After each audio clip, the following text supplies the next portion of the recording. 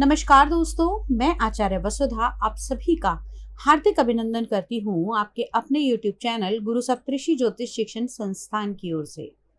दोस्तों, आज के इस साप्ताहिक राशिफल में हम बात करने वाले हैं 5 सितंबर 2022 से लेकर 11 सितंबर 2022 तक का ये सप्ताह कैसा रहने वाला है ग्रह गोचर की दृष्टि से आपके लिए।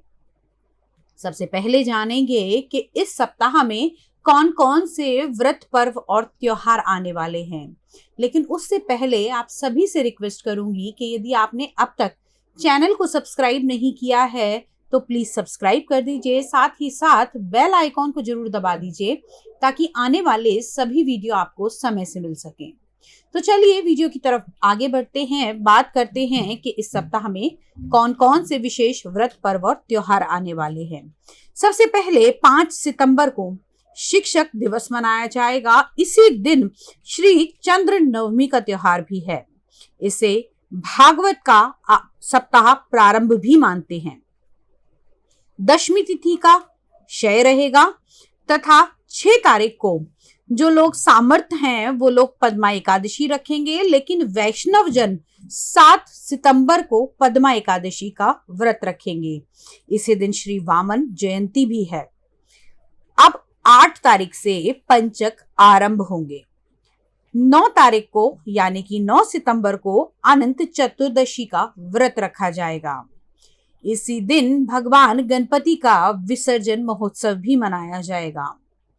10 सितंबर से श्राद्ध पक्ष आरंभ होगा तथा पहला श्राद्ध यानी कि पूर्णिमा का श्राद्ध इस दिन किया जाएगा।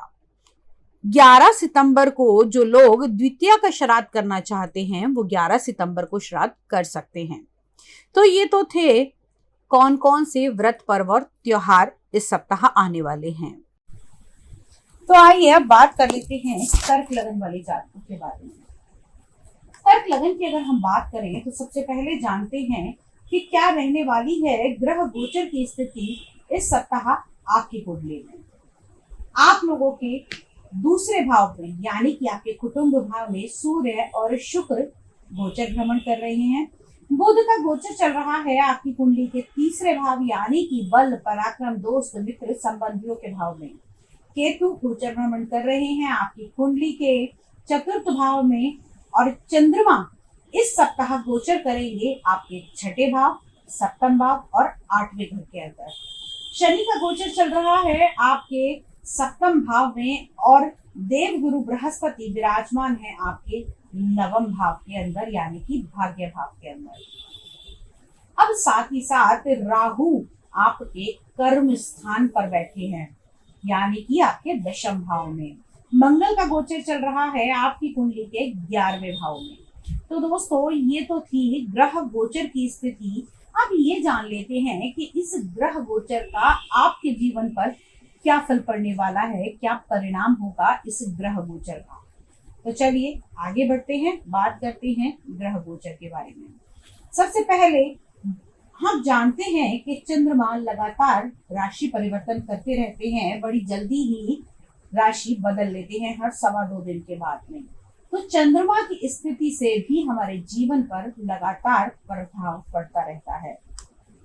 तो आपके लगन के स्वामी चंद्रमा छठे भाव में विराजमान है यानी कि रोग, ऋण, शत्रु, गले से जुड़े हुए इन्फेक्शन, साथ ही साथ इस समय थोड़ी सी चिंताएं आपको सता सकती हैं और खास तौर से जिन लोगों को वाटर इन्फेक्शन ज्यादा रहते हैं उन लोगों को अपना बहुत अधिक ध्यान रखने की आवश्यकता है इस समय में।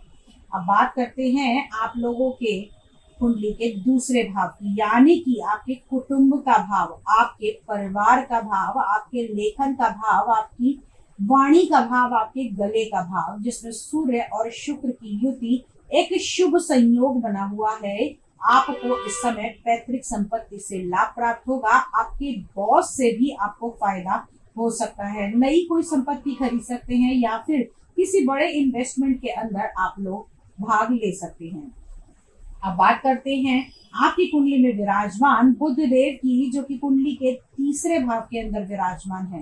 कहीं ना कहीं यात्राएं आपको कराएंगे, सोशल मीडिया, नेटवर्किंग, इन सब चीजों से आपको आगे लेकर जाएंगे। आप अगर किसी प्रकार का ऐसा कार्य करते हैं जिसमें आपको कला का क्षेत्र बहुत ही महत्वपूर्ण हो, तो उस क्षेत्र में आपकी उन्नति होती हुई दिखाई देती है।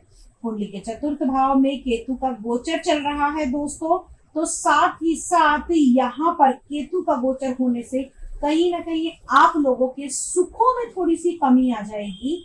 आप लोग जितना ज्यादा एक्सपेक्ट करेंगे, जैसे आपने अगर सोचा कि आपको आज के दिन बहुत ज्यादा प्रॉफिट्स मिलेंगे या आपकी पेमेंट आनी होगी, तो वो रुक रुक कर आएगी, वो कट शॉर्ट में आएगी, थोड़े हिस्सों में आएगी।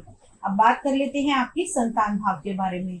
तो कुंडली के पंचम भाव से हम संतान का निर्णय करते हैं और पंचम भाव के स्वामी मंगल देव एकादश भाव में विराजमान है, यानी कि आपकी संतान का इस समय इंक्रीमेंट हो सकता है। जॉब के लिए अप्लाई करा है तो जॉब भी आगे मिल सकती है, लेकिन ध्यान रहे कि मंगल का ये गोचर कहीं ना कहीं वाणी को भी थोड़ा सा कठोर बनाएगा और साथ ही साथ समय में आपके द्वारा इस्तेमाल किए हुए शब्दों से कोई आघात ना हो। तो अग्रेशन दिखाइए, तेजस्विता रखिए, लेकिन उसको वाणी में शब्दों में मत आने दीजिए, उसको अपने कर्म पर ही ध्यान देने दीजिए। अब बात कर लेते हैं आपके दाम्पत्य जीवन की। तो कुंडली के सप्तम भाव से हम दाम्पत्य जीवन का निर्णय लेते हैं। यहाँ पर शनि का विराजमान होना कहीं ना कहीं छोटे मोटे दुख तकलीफ आपको दे सकता है। बेवजह की टेंशन आपके जीवन साथी को लेकर हो सकती है, साथ ही साथ हो सकता है आपका जीवन साथी इस समय जोड़ों के दर्द से भी पीड़ित हो जाए। तो दोस्तों, घबराने की आवश्यकता नहीं है। शनि के मंत्रों का जाप अगर आपका जीवन साथी करेगा या आपके दाम्पत्य जीवन के सुख में रहने के लिए अगर आप शनि के मंत्रों का जाप करते हैं, तो स्वतः ही ये परेशानियां समाप्त हो जाएंगी। अब बात करते हैं आपके भाग्य भाव की। तो कुंडली के नवम भाव में आपके भाग्य के स्वामी स्वयं विराजमान है, तो इस समय में बड़े प्रॉफिट मिलने की संभावनाएं बनी हुई हैं।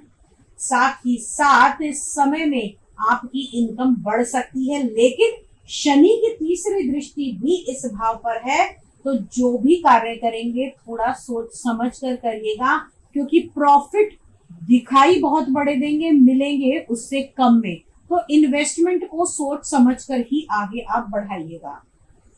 हो सकता है इस समय में कभी आपका मनोबल बीच के 2 दिनों में आकर आपका मनोबल टूट भी जाए, तो उसको टूटने नहीं देना है। साथ ही साथ अपने काम की ओर आगे बढ़ना है, और जितना अधिक आप लोग अपने आप को पॉजिटिव रखेंगे उतना बेटर रहेगा। पॉजिटिव रखने के लिए आप अपने मस्तक पर केसर का तिलक लगाकर अगर घर से बाहर काम के लिए निकलते हैं, तो स्वतः ही आपको विजय हासिल होती हुई दिखाई देगी।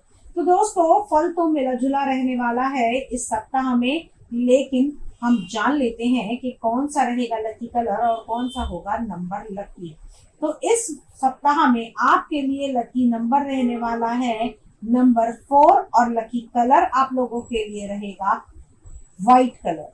आज के वीडियो में इतना ही। अगले वीडियो में आपसे फिर से मुलाकात करूंगी, कुछ नया लेकर, कुछ इंटरेस्टिंग लेकर और ऐसा कुछ लेकर जो वास्तव में हमारी जिंदगी बदल सकता है।